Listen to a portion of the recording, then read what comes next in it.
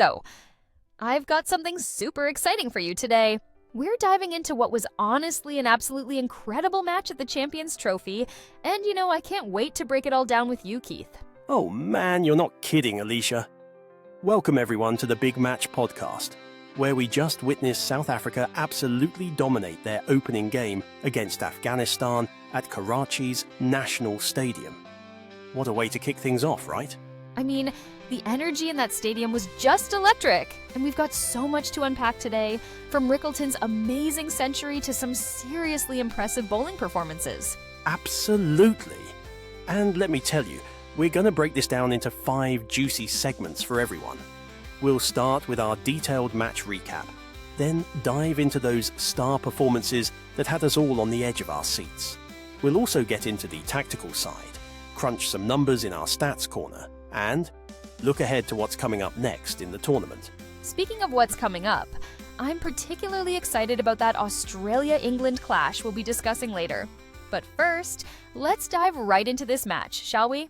All right, Keith. Let me start by asking you about that decision by South Africa to bat first.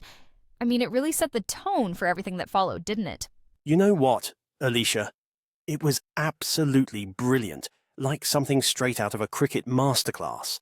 I mean, the way they approached that innings was just... Picture this.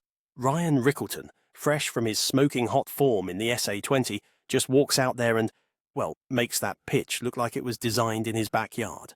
The way he paced that innings was really something else.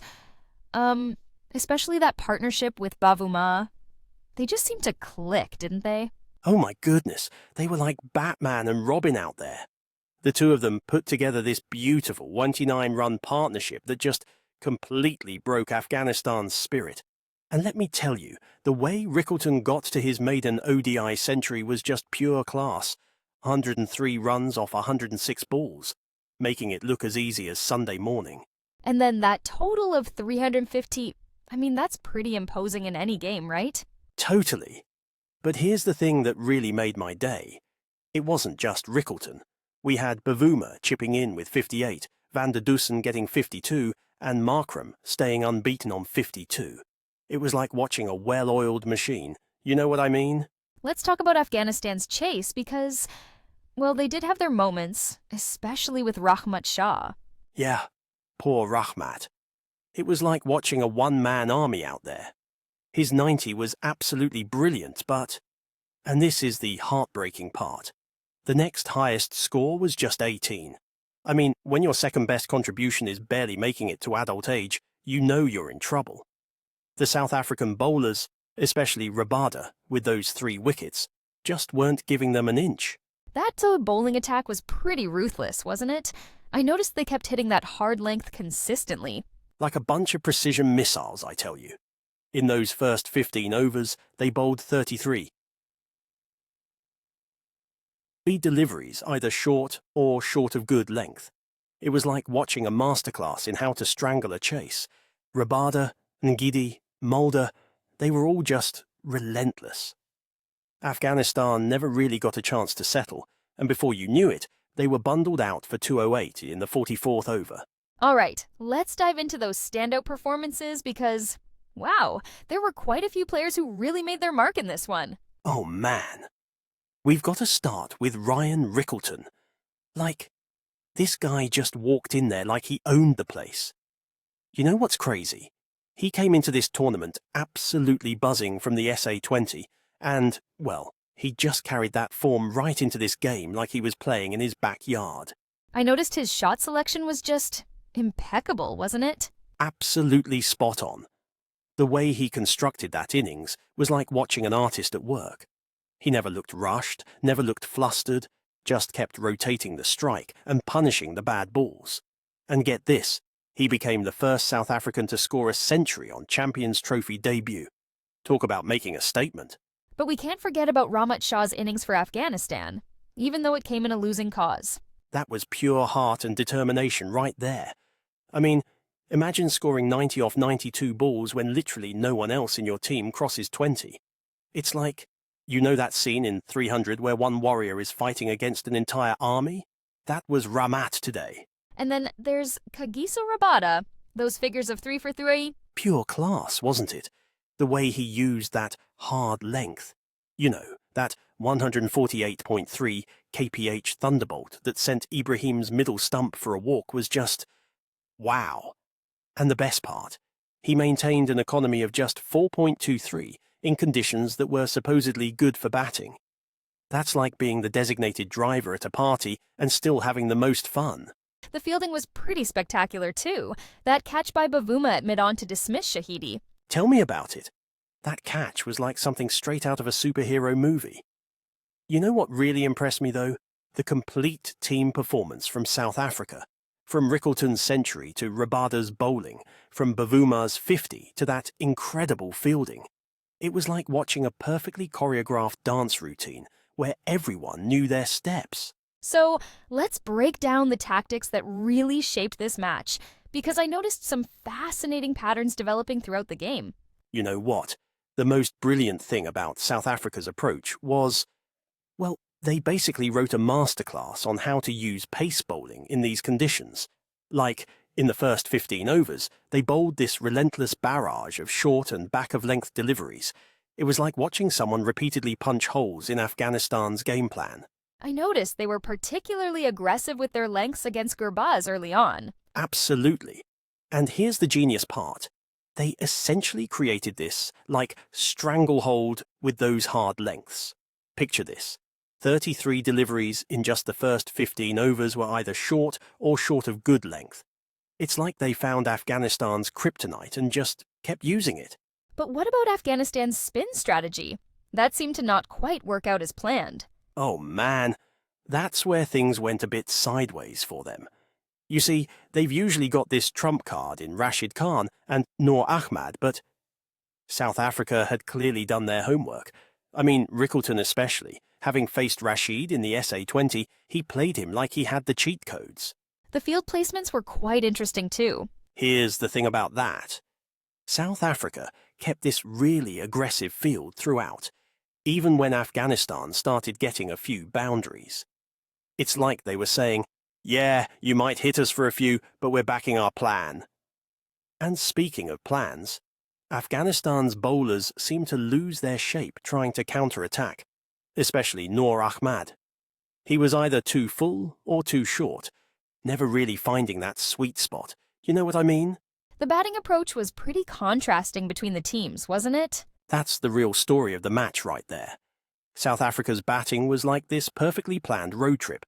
They knew exactly where they were going and how to get there. Meanwhile, Afghanistan's chase was more like trying to catch a bus that's already left the station. Lots of running around, but not really getting anywhere. Except for Rahmat Shah, of course, who was basically driving his own car in the middle of all this chaos. All right, Keith, let's dive into the numbers because, wow, there were some seriously impressive stats from this match. Oh my goodness, where do I even start? You know what's absolutely incredible? Rickleton becoming the first South African to score a century on Champions Trophy debut. That's like finding a unicorn in your backyard. His strike rate of 97.6 was just outstanding, perfect for the situation. The bowling figures were pretty interesting too. Right? Rabada's figures were absolutely stellar. 3 for 36 in 8.3 overs. That's some Marvel superhero level efficiency right there. And get this, in the first 15 overs, South Africa's pacers maintained an economy rate of just 4.2. That's basically choking the run flow like a python squeezing its prey. I was particularly impressed by the catching stats. Absolutely. South Africa held on to every chance that came their way. Not a single dropped catch.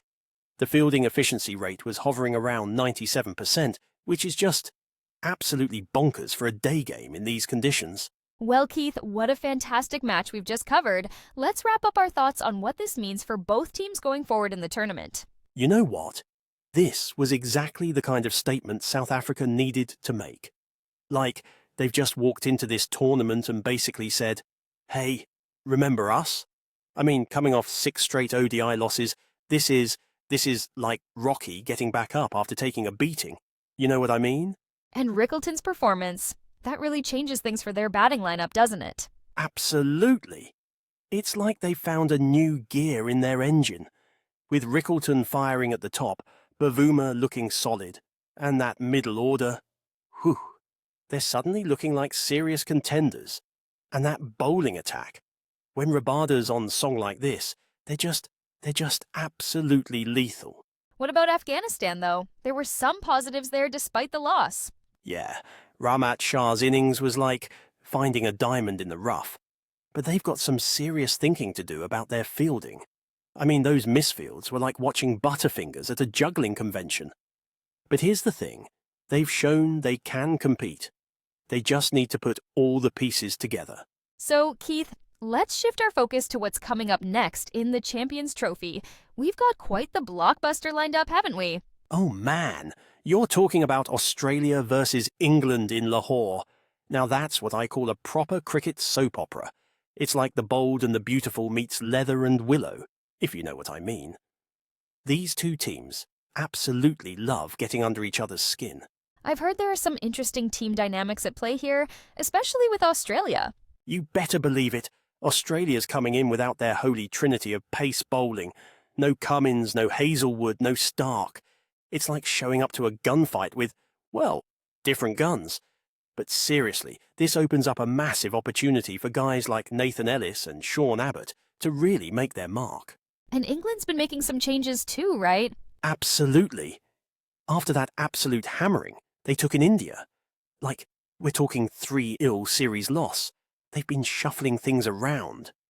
The most interesting move is pushing Jamie Smith up to number 3. That's like promoting Spider-Man to team leader, you know? Bold move, but it could totally pay off on these Lahore pitches. Speaking of the pitch, the Lahore track is basically a batter's paradise, like an all-you-can-eat buffet for anyone with a bat in their hands.